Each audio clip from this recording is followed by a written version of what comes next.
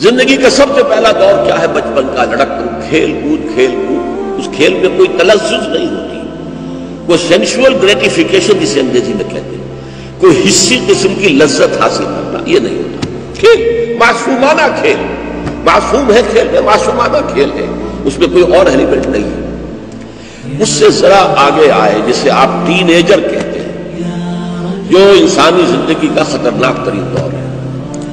اب یہاں نرا کھیل نہیں رہ جاتا، معصوم کھیل نہیں رہ جاتا، تلذذ لذت سے بنا ہے، لذت سے باب تفاعل، لذت حاصل کرنا، یہ تلذذ جو ہے شامل ہو جاتا۔ آنکھوں کی تلذذ کیا ہے؟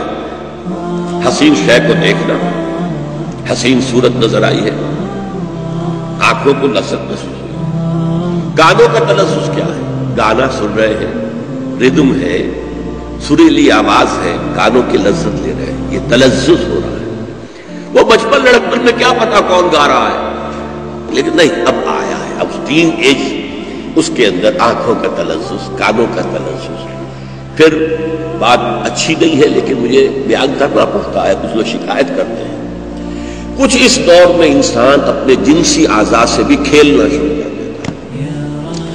یہ بہت خطرناک جو ہے موڑ ہے انسانی زندگی کا، یہ ہے جس کو لہو سے لعب و لہو، معصوم کھیل اور اس کے بعد تلذذ، لذت حاصل کرنا، آنکھ کی لذت، کان کی لذت، کوئی کسی اعتبار سے، کسی پرورٹڈ طریقے سے کوئی جنسی لذت۔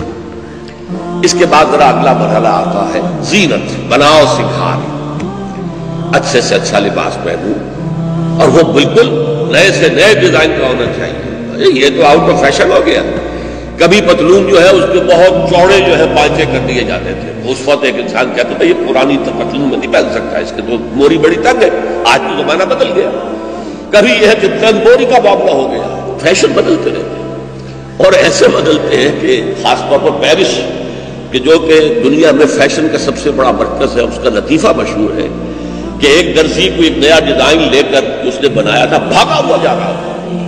وہ بھاگ کیوں رہے؟ میں چاہتا ہوں جلد سے جلد اپنے کسٹمر کو پہنچوا دوں اس سے پہلے کہ فیشن بدل جائے۔ اب فیشن بدلتے تو دیر نہیں لگتی، تو میری ساری محنت جو ہے وہ رائے گاں ہو جائے گی کہ فیشن تو بدل گیا، تم آج لے کر آئے ہو، 15 دن کے بعد لے کر آئے ہو میرے پاس۔ تو یہ جو ہے اب خاص طور پر عورتوں میں بناؤ سنگھار، لڑکیوں میں، جوان لڑکیوں میں، لڑکوں میں، مردوں میں، عورتوں میں زینت صحیح نظر آؤں میں معاشرے کے اندر۔ کوئی یہ نہ کہہ دے کہ یہ تو بڑا کوئی پرانا قسم کا آدمی ہماری محفل میں آ گیا ہے، کون ہے؟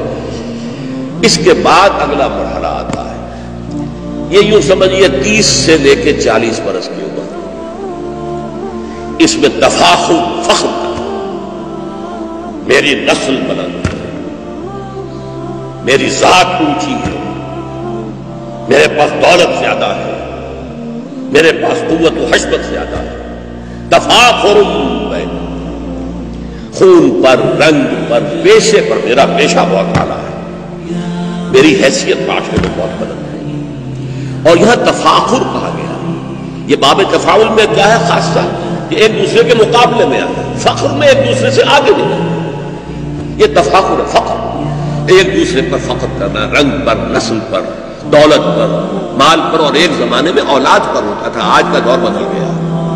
اس زمانے میں اصل عزت انسان کی اولاد سے ہوتی تھی، جس کے پاس 10 جوان موجود ہیں بیٹے اور جوان ہاتھ موجود ہے، اس کی عزت جو ہے وہ زیادہ ہوگی، جس کے پاس کوئی نہیں ہے یا 2-3 ہے اس کی عزت کم ہوگی۔